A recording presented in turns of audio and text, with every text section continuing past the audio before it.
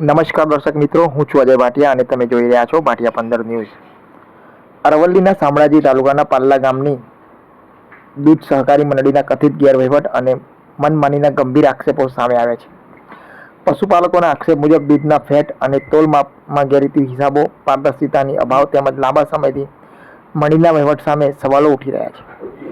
Secretary આશરે 40 વર્ષથી અને ચેરમેન આશરે 15 વર્ષથી કાર્યરત હોવાની ચર્ચા વચ્ચે છેલ્લા 15 વર્ષથી ચૂંટણી અને સામાન્ય સભા યોજાઈ ન હોવાના આક્ષેપો પણ થયા છે। મંડળીમાં આશરે 90 લાખ રૂપિયાની બચત હોવા છતાં વિકાસના કામો અને રકમના હિસાબ અંગે પણ પશુપાલકો દ્વારા સવાલો ઉઠાવવામાં આવ્યા છે।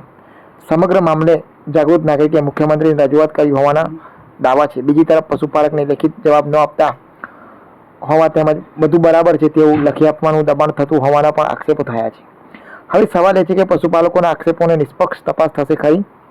મંડળીના હિસાબોનો પારદર્શક ઓડિટ થશે ખરો? અને જો ગેરરીતિ સાબિત થાય તો જવાબદાર સામે કાર્યવાહી થશે ખરી? આ તમામ આક્ષેપો હાલ પશુપાલકોના નિવેદન પર આધારિત છે।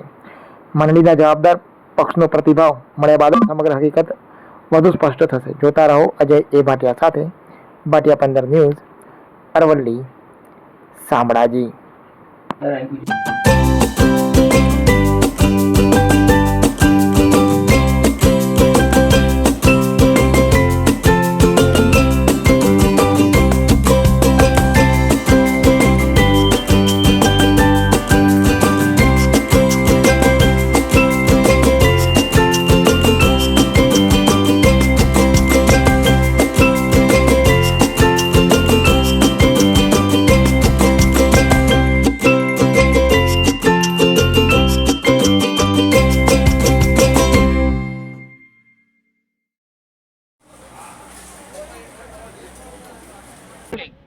મારું નામ ગામેથી કીર્તિકુમાર લાલજીભાઈ છે। હું પાલ્લા ગામનો રહેવાસી છું। તાલુકો શામળાજી, જિલ્લો અરવલ્લી।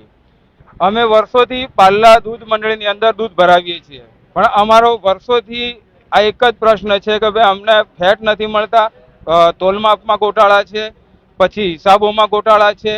અમે ગઈ સાલ એની રજૂઆત બી કરી હતી, પણ અમારા અહીંયા કોઈ સાંભળવા તૈયાર નથી। ચેરમેન સાહેબ સાંભળતા કે નથી જે કમિટી સભ્યો છે એ કમિટી સભ્યો સાંભળવા તૈયાર।